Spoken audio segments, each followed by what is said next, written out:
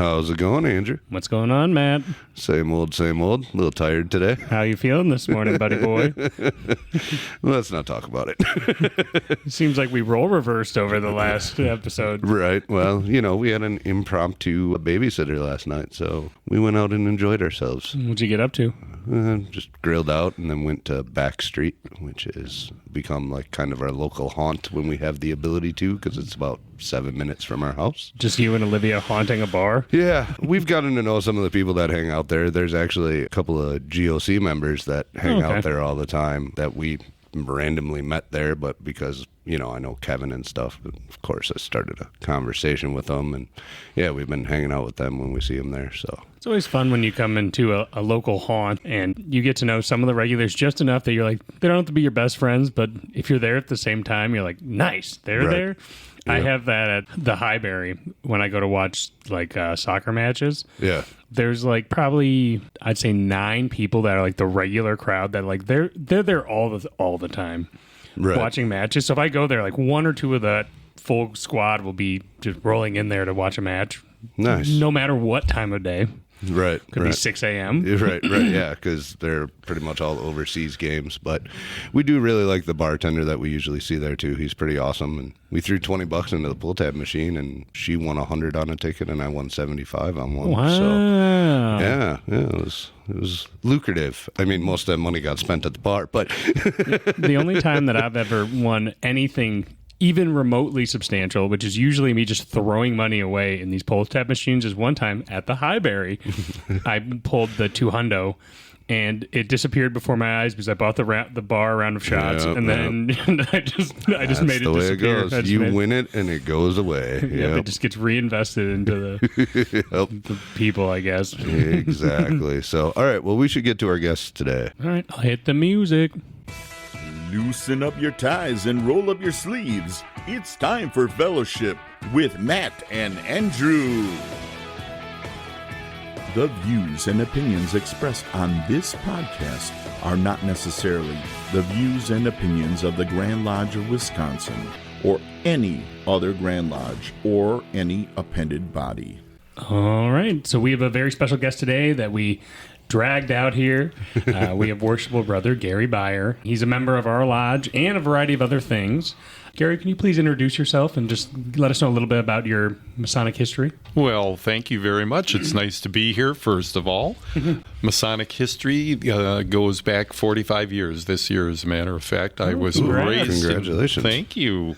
Raised in Cincinnati, Ohio, at Calvary number 700, and got all the way to the west, and then my job transferred me to Florida, and that took care of that for a while. So I really didn't get active until we returned to Wisconsin, and that was in the early mid-'80s, to be exact, and got involved in Scottish Rite, and eventually worked through the line there and became thrice potent master in 93, and then did a good run. They said, well, you didn't do it good enough, so the last 2 years we got back in the lines, and I'm commander-in-chief of the consistory this year, so we'll be finishing that up. I've also been active in York Rite since 1981. That started also in Cincinnati, and been active here. I'm involved in the chapter here at Lake Lodge, and also the commandery, and then I'm a past TIM, thrice illustrious master. We have all those titles. The lengthy titles. Yep, indeed. Kilbourne 9. Yeah. And then I served the whole craft through the Red Cross of Constantine for the last 11 years as the Intendant General for the state of Wisconsin. So we've been around doing a little bit, and I'm a member of York Rite College and past member of the Rosicrucians. So we've gotten around in the fraternity a little bit and had a lot of fun with it. I really enjoy it. What is the, you said the Red Cross of Constantine. What is that? That's an invitational York Rite body. Okay. It consists of, there are 4 chapters, or as they call them, conclaves in Wisconsin, one here in Milwaukee, Madison, Green Bay, and Eau Claire, and each of them is limited to 99 members, and you have to be an active York Rite member to be a part of the conclave. So within that conclave, the only way that anyone's even eligible to potentially receive an invitation is if someone resigns or passes away to open up slots in that 99 count. Correct. When it was my turn, when they proposed me to join St. Wilfrid, which is the Milwaukee Conclave, one of the members had to step away and actually become an emeritus member in order for that to happen. Wow. So what is an emeritus member? Are they still a member, but they're not an official member? It's like an honorary member? Right, that's correct. An emeritus means that they can kind of step aside and they can still pay dues whenever they want, and they don't have to attend meetings, and they can't be an active officer. So there's a loophole to having more than 99. Absolutely. But it comes with some strings attached. Yes, indeed. Yes, yeah. And these days that we've changed because obviously membership has shrunk a lot. So now the top end of the conclaves is 49 members. So okay. Gotcha. It was 99 when I started way back when. Now, even though we might be going down a rabbit hole because I'm curious, what do these appendant invitational bodies do, or is that secretive information that is not meant to be shared? No, there's no secret. For the most part, they're social. 90% social, 10% active. Most of them have some kind of charity that they'll support, but for the most part, it's a social type group that meets usually on a quarterly basis. Okay. Rosicrucians once a year. And the Rosicrucians are more regional. They're not just Wisconsin. They're Illinois, Indiana, and Iowa. Gotcha. That's cool. So the classic question we like to ask, what brought you to Freemasonry, and what keeps you here? Well, you know, it's interesting. All of my friends in high school, I grew up in this neighborhood, in the Lake Lodge neighborhood. All of my friends were DMLAs here. None of them joined the fraternity. None of them went up when they hit majority. I was the only one who was not in DMLA and ended up being in the fraternity. And how it started is I'm a third generation. My dad, and then before him, my great uncles and one of my great grandfathers were members of the fraternity. And so it was kind of in the family, and there was a curiosity. I mean, when I was a kid, I was always getting brushed away. Dad was doing his posting and memory work. Get away, kid. Go away. So the curiosity started, I think, probably when I was 4 or 5 years old. Sure. Right. What are those guys doing that I can't be there for? Yeah, right. I do that to my dog sometimes. Don't want him listening in. I was posting a guy at our old house on 49th in West Milwaukee, and we had a big stairway with French doors, and my youngest son had snuck down, and we were just in the process of reciting the obligation, and his eyes just popped. You're like, a Cowan has snuck in. Exactly. We closed the doors. That's great. So what keeps you in the fraternity? What keeps you coming back? You're involved in quite a bit of stuff. You're very active in everything that you participate in. What kept you in the fraternity once you joined? Well, the challenge, number one, of being able to work on projects that really help people and make a difference in our lives, to be quite honest. It's that has been extremely rewarding, to do some of the kind of things that we're able to do as a group of Masons and really see a difference, like what we do with the Masonic Foundation and all of the grant programs. The current one we're in, of course, the fire suppression program with 50 saves in 2 years is absolutely amazing.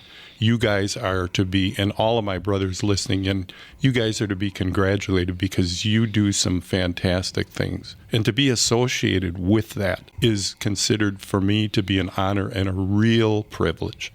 For our listeners, I don't think Matt and I have gone into too much detail. Can you explain our fire suppression program that we're doing? I don't know if all of our listeners are probably aware of what we're doing. Yeah, I mean, we get out-of-state listeners, so it'd be good for them to hear about what we got going on there. Sure. Well, the fire suppression program, or as it's called, the jump bag program, what it amounts to is we set a goal back 2.5 years ago to support the state patrol and then local entities as well, because we do local entities. But the whole idea is to, through the matching grants, to work with the individual lodges throughout the state to supply a jump bag, which consists of 2 pieces of equipment.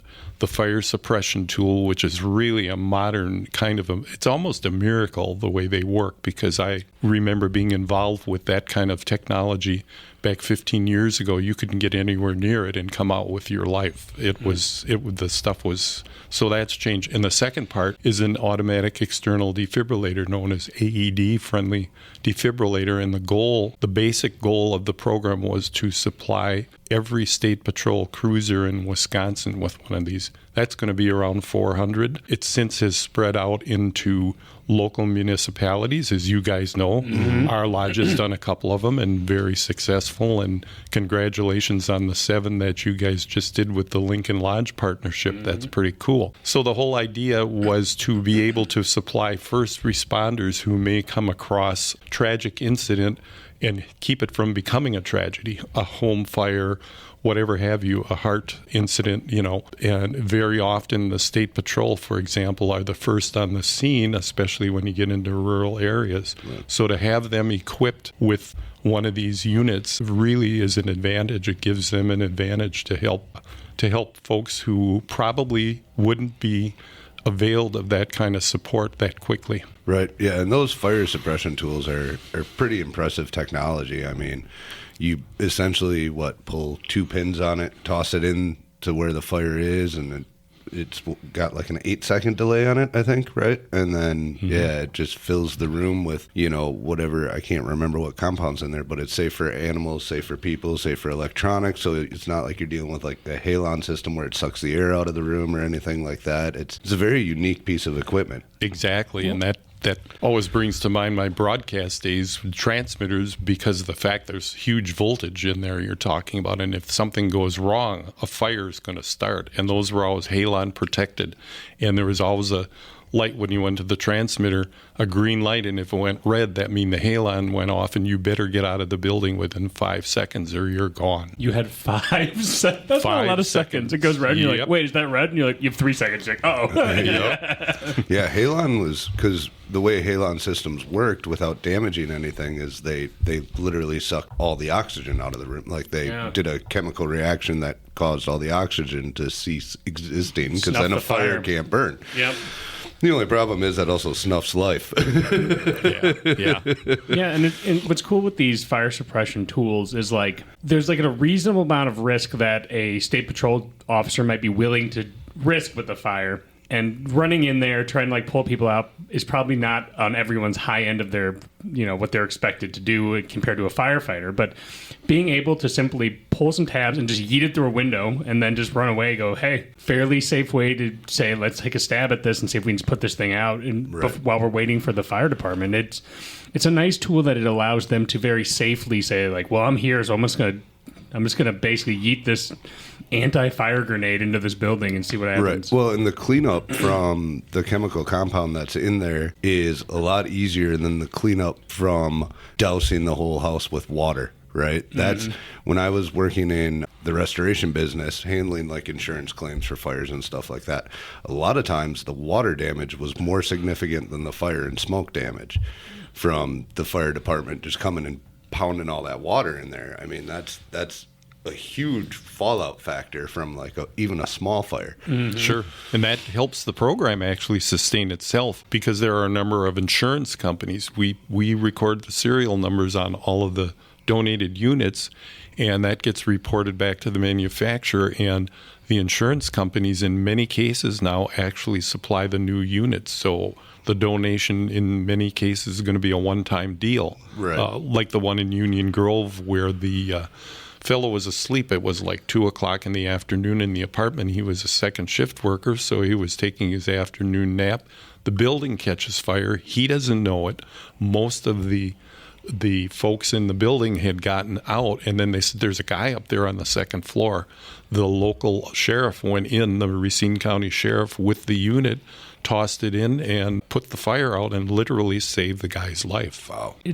What I like about the jump bag program is you get to see the results of the tools in use saving people's lives. And in that situation, maybe the fire department would have got there and got the guy out, maybe not. And you just don't really know. And so the fact that, the brave Racine officer on the field was able to just go, you know what, I have this tool, I'm going to use it. And it ended up working, easily. Fire department might not have got there in time, or would have been a way more complicated, traumatic rescue. Who knows? So it's really cool when we see Masonic charity actually bearing fruit in the community and actually making a difference. Right. Well, and that's something that you've been working on the Wisconsin Masonic Foundation for a number of years. 28 now, right? years on and off since 1996, 97. Yeah, and it has been a privilege. I've been an employee. I am now part-time executive director and originally signed on as development director. And back in the late 90s is when Project Adam started with the automatic defibrillators. And it's amazing the impact, not only the number of lives, though that program has saved, I think, around 40. And the most recent actually was right in the Milwaukee area, Reagan High School basketball game. One of the athletes went down, and I mean, he was gone. And this thing brought him back, and it was our unit, one of our donated units. Right on. We've covered all of Milwaukee public schools. In fact, pretty much all of the public schools in Wisconsin have these units. And also, you're talking about this being heard in other states. There are other states in the area. I know one of the Dakotas has already started a program with the jump bags. Minnesota, I think through Minneapolis, they're starting. Washington State has already adopted the program. Wow. So, you guys, what you have done collectively here is setting a really good example across the whole United States. That's awesome to hear. Yep. Awesome work. Well, and when you have the thing that's cool about the program too is it's so feasible. Like the objective is so clear. So it's like, how are we going to implement this? And it's like, well, this is our goal.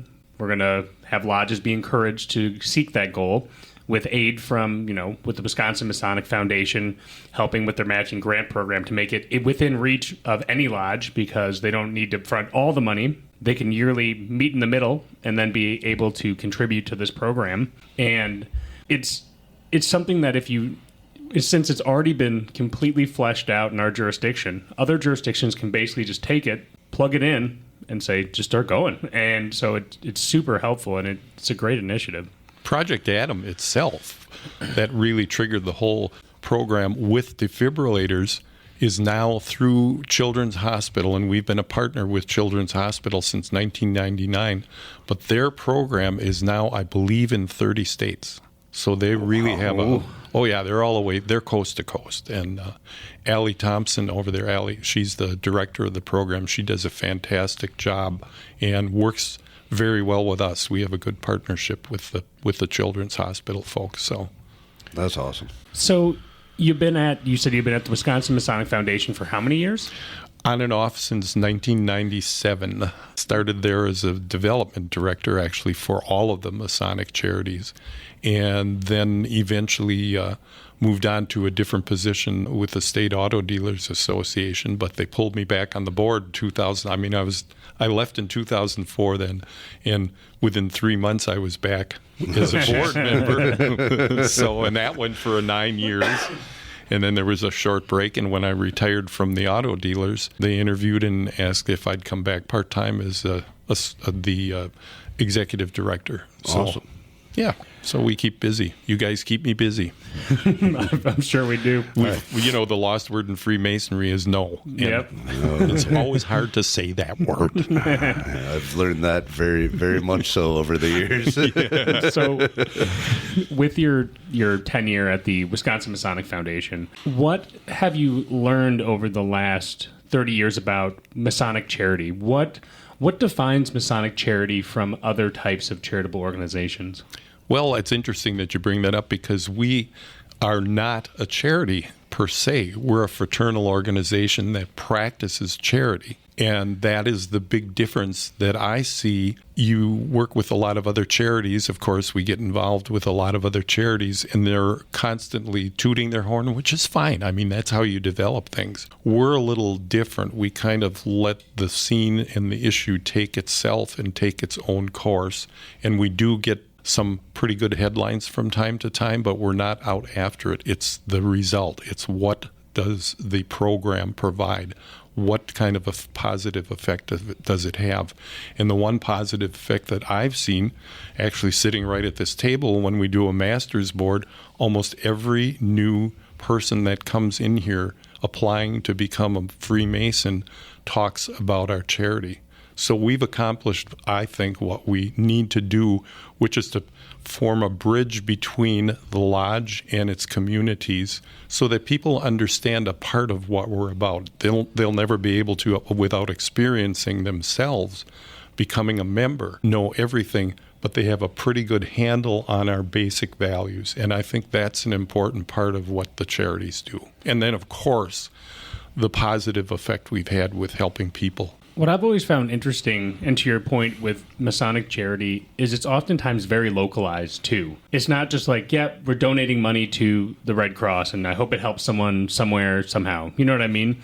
Right. A lot of charity initiatives that happen in Masonic lodges are like, I want to put an AED in the school that's a mile that way. And you know what I mean? Like, each lodge is kind of given the tools with the help of the Wisconsin Masonic Foundation to find causes within their communities that need assistance, make up a plan, and then try to, execute that plan to make a difference within. It's usually not even that many miles from where the building is. It's just within the local population, which is what I always thought was really cool about it is just you're so close to the mission because you're helping people close to you and around you. That's an excellent way to put it.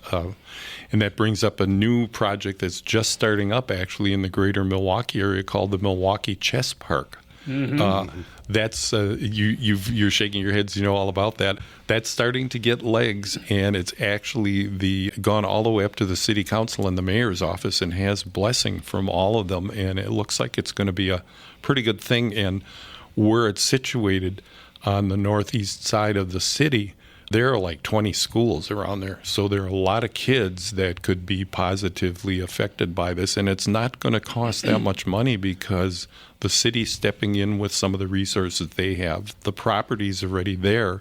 So it's a matter of bringing in fixtures that will, survive the weather and a lot of use. So it's looking like to be a good program. And we do the foundation in the matching grants, the acts of kindness, which is the big overriding theme. We do, as Masons, a lot of different projects, food pantries. I can remember one food pantry in the south central part of the state that was literally saved because the Masonic Lodge stepped up and came in and we got an emergency matching grant. They were bankrupt. They were ready to close. Wow. And we helped keep them going. That's awesome. That's awesome. So for our listeners, can you explain a little bit more about this chess park idea? We had a light presentation on it, a couple months ago? I think they came in January. Yeah, January or February meeting. Mm-hmm. But for our listeners or people in the greater Milwaukee or Wisconsin area who may not have heard about it yet, what's the deal with that? Well, it's a facility. It's going to be, if the fundraising goes well, and it's kind of spearheaded by South Shore Lodge at this point, as you're probably aware. And if all goes well and they meet their goal of $75,000, I believe is what they need to put this thing in place, what's going to happen is there are going to be a lot of permanent fixtures, chessboards, and there will be a program that encourages people, of all ages and whatever, to come and take advantage of this and basically play the game of chess and relax and have a good time. It's according to the grant thing that I read, their paper, it's very therapeutic and relaxing, and it's quite popular. In fact, there is a chess game program in our neighborhood in Humboldt Park that's been going for like 5-6 years and quite successful. So it's another way to use the park in a little bit of a different manner. It will be ADA compliant, so there will be easy access to it. The boards and the pieces are going to be quite durable, so they'll last through the weather and the changes in climate and everything else. And they're looking at being able to attract and help a lot of people. And when I saw in their proposal the number of schools in the area that could be affected by this, it's pretty outstanding. Well, and it reminds me of Washington Square Park in New York. They have a big chess area, stone boards. I think people usually bring plastic pieces out and just put them on the board. But when I was last in Washington Square Park. It was, there were people almost at every board just hanging around, and it was people from, like, you'd see like a teenage kid playing versus a homeless person, and it was just like a communal, like, anyone who's like, I like playing chess, it doesn't matter where you're from, who you are, sit down, we'll play. And so it's like a very, like, an open forum to play chess at. Old-fashioned social media. Mm-hmm. Well, and chess is like a game that's always been there, right? Chess has never gone away. People enjoy playing chess. It's kind of intimidating for new people to get into sometimes, so maybe this could offer an avenue where people will let their guard down a little bit and humble themselves and be like, I want to learn how to play. And, I feel like chess has had a slight resurgence lately with the number of apps and everything else there is. The Queen's Gambit show came out, people were like, I want to play. The Queen's Gambit show, and then, like, just big personalities in chess, like Magnus Carlsen, right? Yeah. Like, he's very popular. Almost everybody knows that name when they hear it, and it's because he actually has a personality, especially for a chess grandmaster. A lot of the times those guys are a little more subdued, and he's out there and he's got a personality, and he's, so I think people are becoming more aware of the game again. Yeah, I play chess on my phone versus my buddy JP, and I've lost the last 4 games. And and the last one I thought I had, and I like was zoning out because, like, you can play it on your phone and you don't have to respond right away. You have 48 hours to make your next move, so you kind of just hop in. But the problem with that is, if you wait like 24 hours, you kind of forget what your plan was, and you're like, I'll move this, and then it's like, and you just lost the game, and it's like, oh, shoot. Yeah, I have to get back into playing. It's been a while, but I'm afraid that if I get back into playing, especially with like the online availability of playing on my phone, I'm just going to get obsessed. Play versus me. I remember it brings back boyhood memories of Wilson Park, the summer rec program, and there were always chessboards all over the place, and kids scratching their heads going, in this one in particular, because I almost always got checkmated, but it was fun. It was a lot of fun. Yeah, it's cool. And it's nice because it's another example of, like, it's a very specific program. It doesn't work everywhere. Masons identified a need in a specific location and said, I think this would be a good opportunity to try to provide something to the community, which I think is what's cool about Masonic charity. Yeah, and it's a good match. Kilbourne Park is named after a very prominent Milwaukee Mason who founded a big chunk of the city. And that's another story we won't go into because that's an interesting one with the Kilbourne and Walker. Kilbourne and Juneau. Yeah. You mean? Yeah. Bridge Wars. Oh, yeah. That was Walker. That was George Walker in Kilbourne. Walker's Point in Kilbourne Town. The two of them, we even have it Grand Lodge on microfilm.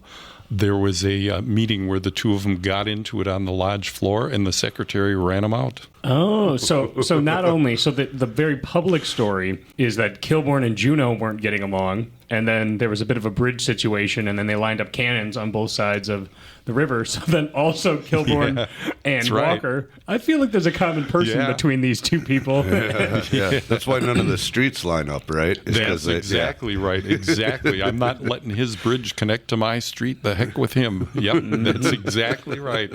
Yeah, no, I was looking into Kilbourne when we were at the pub the other day. We were talking about this story, and I was like, let's talk about the day in the life of Kilbourne. Kilbourne was definitely a guy of his generation, where he was such like a I don't know how to describe him, like a true capitalist pushing for everything. He would break the rules a lot and get in trouble a lot, trying to like find a way to make like a railroad go through. He would like cheat people out of land, got in trouble, kind of got his hand slapped, would do it again. He was an interesting cat. And I was like in this new territory, just trying to like be like, oh, these two other guys, this is mine. Right. But they eventually all incorporated together and formed Milwaukee. So yep, definitely. And he also was responsible for founding of the Milwaukee public school system. He was the very first superintendent. And 98 or 1998, 99, I can't remember the exact year, the Historical Society took an interest in him. One of its members went to Jacksonville, Florida, which is where he died and was buried. They exhumated him and brought him back, and we had a Masonic burial at Forest Home Cemetery. And it was that. As a matter of fact, it was led by one of the members of this lodge. I was hearing from a brother at South Shore, I think it was Byron, that a couple of Masons even went down with the Historical Society to kind of like go with them to kind of help out as well as they could too. So kind of a cool moment to take not only a Milwaukee founder, but also a brother and bring them back home because, he he went down there because he was having some sort of lung issues, and he was trying to get that warm, moist heat that everyone thought would fix everyone's lungs, and he ended up passing down there. Yep. Back when they sent everybody out west for the dry air when they had tuberculosis back in the day and all that. Back in the day where they would prescribe you extra cigarettes, like, to help your lungs, more ciggies here. Yeah, right. Yep. So on top of your work at the Wisconsin Masonic Foundation, you're also very involved in the Scottish Rite. We really haven't had anyone on to talk a little bit about the Scottish Rite. Would you be willing to give us a little bit of information on what's the deal? What's the Scottish Rite about? Well, Scottish Rite is, in both of the rites, in particular Scottish and York, but Scottish in particular we're talking about, is really an extension. It extends the third degree. Brothers back in France, which is where it started, believe it or not, even though it says Scottish, it was actually French where it began, was a series of degrees called écossaise, which was the perfection degrees, as they call them. In fact, the original lodge in the Scottish Rite was the Lodge of Perfection. But to make a long story short, it was brothers who wanted to extend the experience that they had. They were so moved by what they had experienced as a third degree Mason, they wanted to extend that a little bit further. And the fourth degree, which is the entry degree now in Scottish Rite, you've experienced it, Matt, so you know what it's like. It is virtually an extension of the third degree and the story of the third degree. Got it. Well, yeah, and I haven't done Scottish Rite yet. It's on my roadmap. Well, that's good. Yeah, I like, one thing that's intrigued me a lot about the Scottish Rite has been, and I like the York Rite. I like chapter a lot. Council's cool. I've not done commandery. Is that Scottish Rite actually has lots of literature out about it. The York Rite, you really have to work hard to find additional literature or education within it without just examining the degrees yourself, talking about them in chapter meetings and all that good stuff. The Scottish Rite seems to have a lot more of its stuff buttoned up when it comes to courses of education and ways to self-educate and learn more, which has always intrigued me. Yes, our Supreme Council has done a fantastic job, and I can't say enough about them. They've done a fantastic job with some educational programs. There's a complete video library. Brothers who want to become Scottish Rite Masons can do a lot of it online now. The degrees are online, and our degrees in Scottish Rite, in York Rite too, especially the commandery orders are very colorful. All of the degrees in Scottish Rite are very colorful. They start way back in the Old Testament, and the 32nd degree ends up in the Catholic Church, of all things, believe it or not. That's kismet right there. I love it. But yeah, I mean, what would you say distinguishes the Scottish Rite from the York Rite? I know that, it's oftentimes when a Mason, has been in Blue Lodge for a while and they're interested in, getting additional or getting involved in additional bodies. In America, at least, you're going, I guess the shrine's always the third path that people can go towards, and often people do. But as far as the more, I guess I'd say lodge experience groups, they'll either branch towards Scottish or York Rite or both or all of them, because some people are masochists, but Yes, indeed. I think one of the best descriptions I've heard of the difference between Scottish Rite and York Rite is that if you want your history degree, you go to York Rite. If you want your philosophy degree, you go to Scottish Rite. I've always heard the York Rite is a journey of faith and the Scottish Rite is a journey of enlightenment, is what I've heard. That's is another also good thrown one. around. Yeah, we sometimes call the Scottish Rite, they call the College of Freemasonry. That's been a nickname, and it is that enlightenment journey. It spans a lot of history. York Rite also, if you like military, and I'm sure you guys now are experiencing it, it really is a military-based order, and it's kind of fun. I enjoy. I've always enjoyed it. So, Scottish Rite is that kind of sampling of history going back to the Wailing Wall in early Jerusalem, the rebuilding of the temple, and then all the way up to modern day, the 23rd degree, the Four Chaplains degree takes place in World War II. And I remember when that came out, I was the first director for the Valley here, and somebody said, do you know they actually have swearing in this degree? It was like, wow. And it did, and it was. And the four chaplains, that story is actually a true story about the Dorchester. And after we performed the degree, I think it was the second year, we used to have a thing called Carl Awards where people would get awarded for their cast membership. And my wife, who was then the office manager, said, did you see the story about the Dorchester in the paper? There's a guy from the crew that lives here. We got him, brought him in, and surprised the heck out of all of the cast because he gave the awards and talked about the real story. Oh, wow. Wow. That's really close to home. Right. Yeah. And the other thing I know about the Scottish Rite is the northern and southern jurisdiction do things a little differently. Have you experienced the southern jurisdiction's degrees compared to the northern? A little bit. They are a little more formal. They're driven by Albert Pike, was their mentor. So they are a little bit more formal. The 33rd degree, for example, the Northern Masonic jurisdiction, we gather in a big auditorium and we'll have 1,500, 2,000 people. 33rd degree conferral in the southern jurisdiction is done a unit at a time. They'll go to a specific valley, which is what they're called. And the reason they're called valleys is because in France, when the members had fled from Scotland to France to practice this work, they met in valleys in the cover of darkness. But they will go in the 33rd conferral in the southern jurisdiction. They will go from lodge to lodge to do it. And it's interesting, if you cross the Mississippi River into Minneapolis, Minnesota, you are in the southern jurisdiction. Northern is only 15 states, and they're west or east of the Mississippi and north of the Ohio River.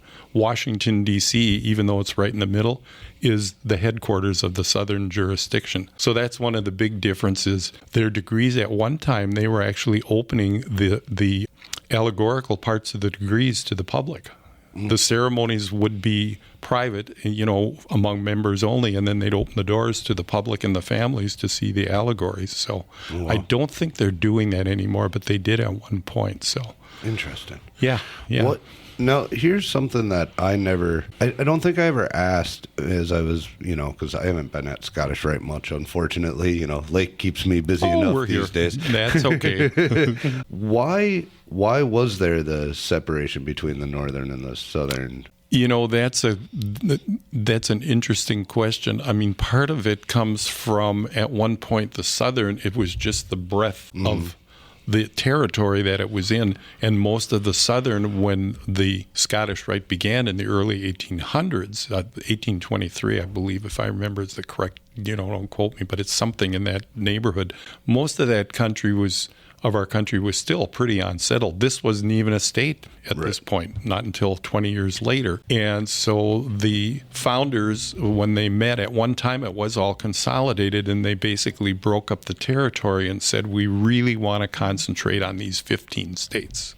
And that's pretty much how it started. Gotcha. Interesting. So it wasn't like a great schism. No, I didn't think it was something like that. Although there was an issue, the Gorgas Council, which was the whole thing that set up the two jurisdictions. There were some issues, and at one time Scottish Rite had 1,000 degrees. Oh my God! Yes. Yeah. Are those now buried in the Allied Masonic degrees somewhere, or the College of Rites are holding on to the other 600 or whatever? Yeah. Well, and for our listeners and even Andrew a little bit, since he hasn't done Scottish Rite, so a Scottish Rite Valley is actually comprised of 4 different bodies, right? It's broken down into 4 different bodies. Mm-hmm. And that's where we do differ from, Scottish Rite differs from York Rite. When you join Scottish Rite, you're immediately joining all 4 bodies. With York Rite, you have to belong to chapter and then council and commandery, and if you pull away from one of them, you're done with the whole show. So that's the one big difference in Scottish Rite, is when you join, you are a member of all 4, and the bodies are Lodge of Perfection, and the next one is the Princes of Jerusalem, the chapter of Rose Croix, and consistory. Each unit has a specific responsibility and attraction for members who might want to get involved in that kind of responsibility.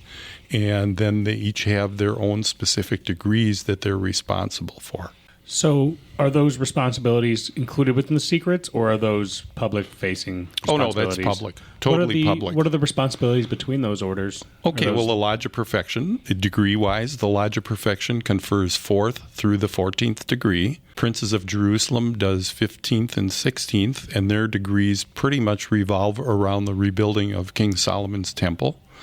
The Rose Croix is 17th and 18th, and they discover the Book of the Seven Seals, and there's a lot of really neat performance in there all about rediscovering what the lost word is. That's where the lost word is retaught. And consistory is all about chivalric and knighthood and Old England and that type of thing. And then as far as the business of the valley, the Lodge of Perfection handles generally the business. And at one time, when my dad was TPM, they ran all the stated meetings. The other 3 bodies did not. They presided over all. So they do business and entry and departures. If a valley is called upon for a funeral, it's going to be the Lodge of Perfection that performs it.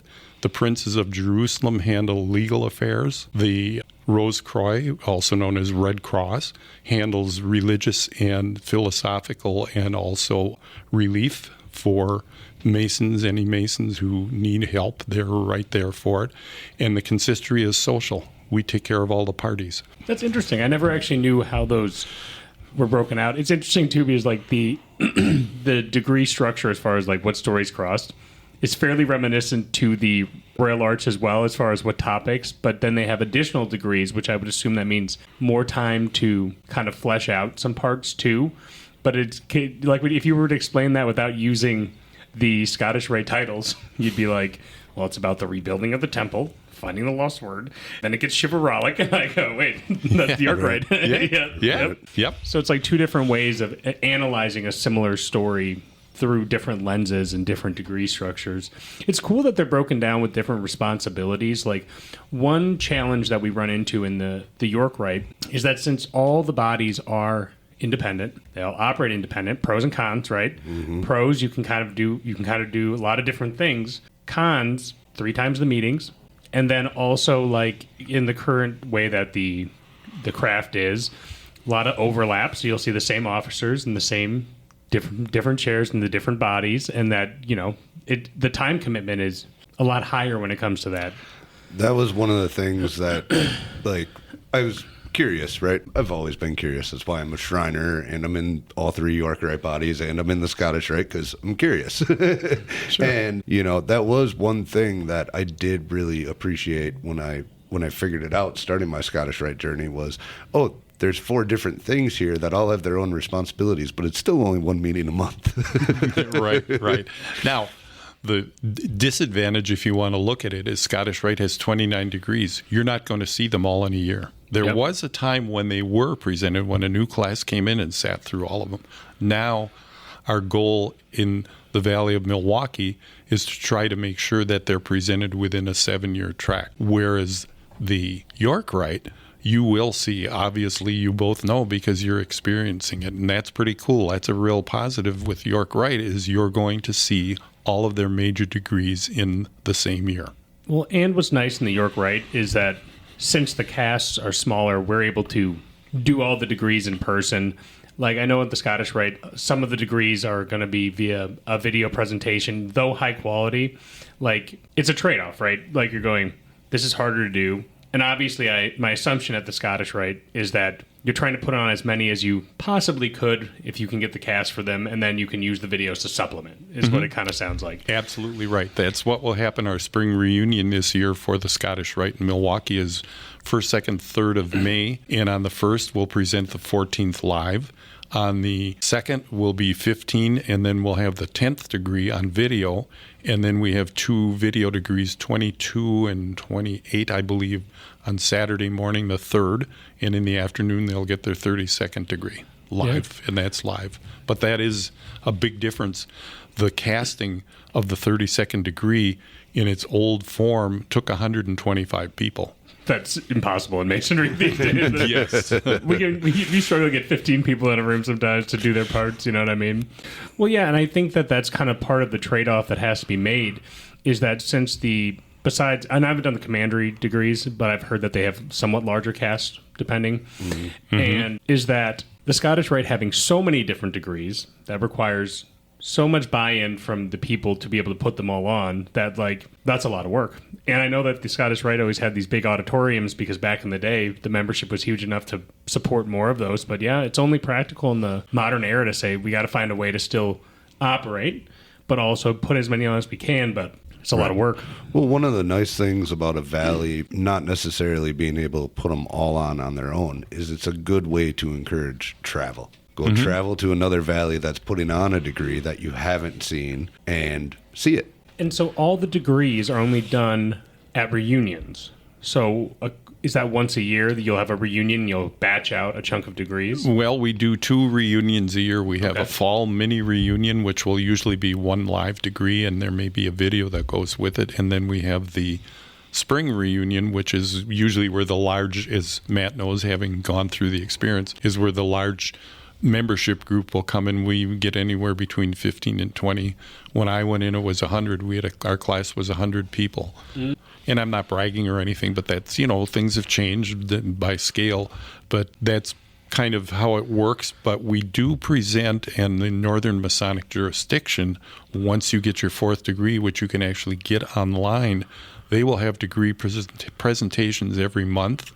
We have done in the past, as a part of our regular meetings, they'll end with the education will be presentation of a degree. So it varies. They're not limited to those specific times of the year. It's quite flexible. Sure, that makes sense. I mean, with the York Rite and being a recent officer, like, the challenge can be is it's like a Blue Lodge. If there's people in the thing, you're going to try to put on the degrees. And we were doing classes for a little bit, so maybe 10, 15 people, right? But ideally, we want those to be smaller because the degree is designed very much like a Blue Lodge degree, as you're aware. And so, I remember we did, I think we did like 2 of each of the degrees to try to batch them into 2 chunks. Somebody might not have good scheduling. It's hard to schedule 15 people, break it into 2 squads. And then with the Royal Arch, you want it to be smaller sometimes too. And so it ends up being a lot of degree work. And it's nice that the Scottish Rite has a set up ability to say, we're going to take this one and this one to do our big degree work. We can supplement here and there to make it education, but it makes sense. Right.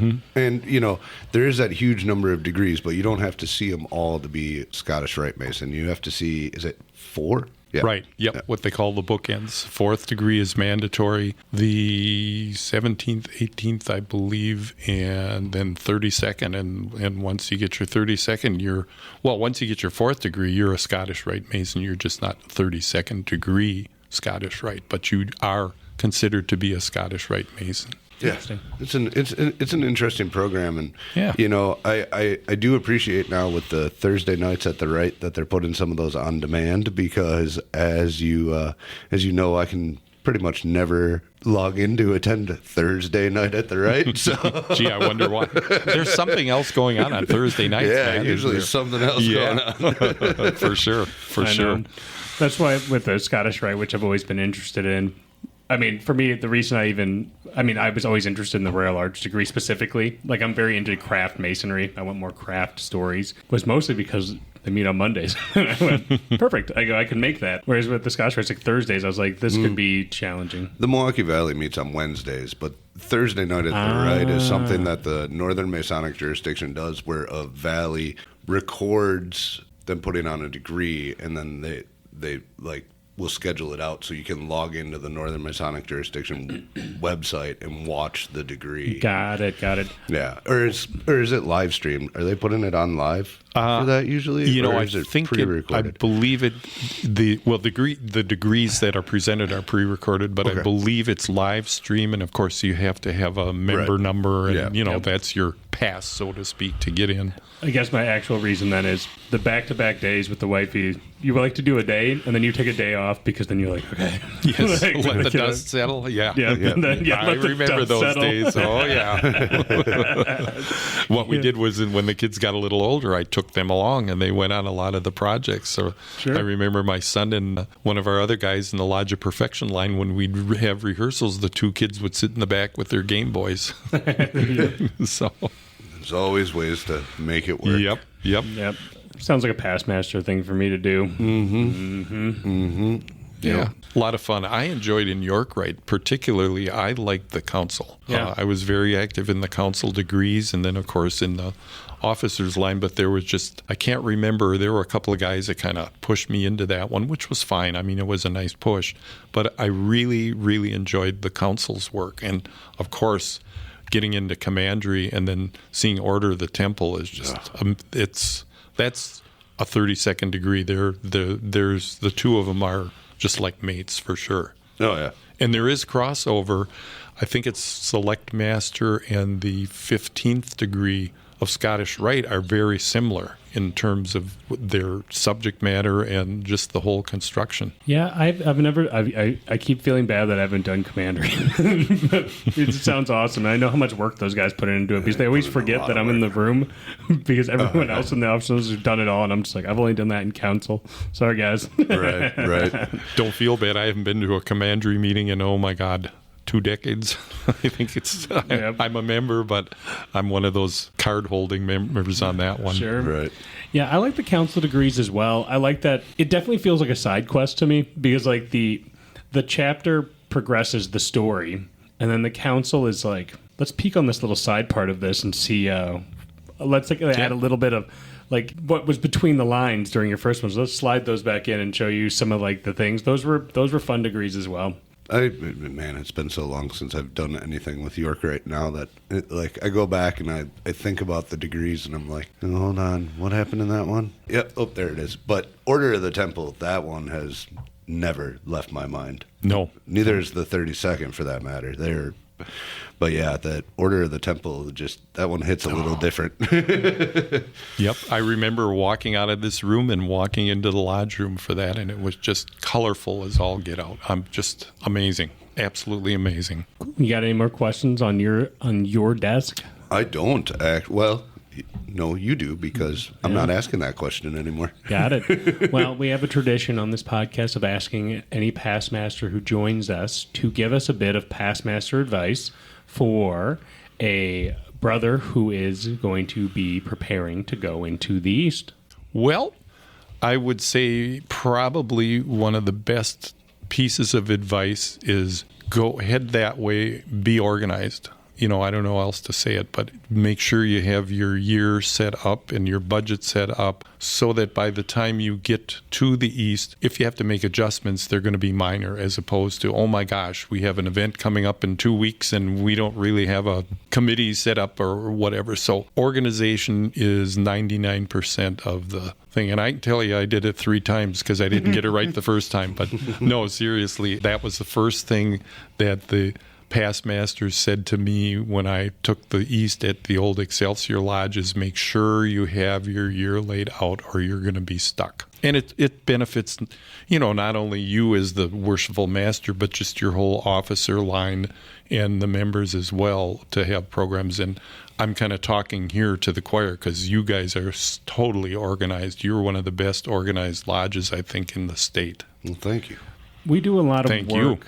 We do a lot of work with the last probably 5 or 6 past masters have gone through of really trying to harp on it and be like, I'm going to be organized. You need to be organized. It's been handed down to us, and then we receive it, and then we try not to let people down. Is what I've noticed with it with the last since I've been a member. Oh yeah, and you haven't. You definitely haven't. And then in the programs that this lodge conducts, for reaching out to the community and all that you do with the kids and everything else, I mean, it shows. And the nice part is if you have the baseline set, if you want to put in a special project for some reason, some opportunity comes up, it's a lot easier to do. Yep.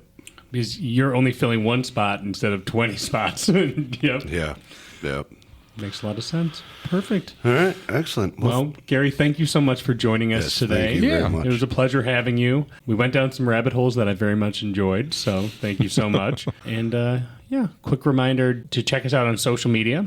You can find us on TikTok, Facebook, X, etc. Yeah, I don't really post on X anymore because we weren't really getting anything there. I don't think we even have 1 follower there. Yeah, so never mind. Don't even follow us on X. X is the Wild West right now. So, and that's all I got for you guys. Thank you so much for tuning in. Thanks for having us. Have a great day.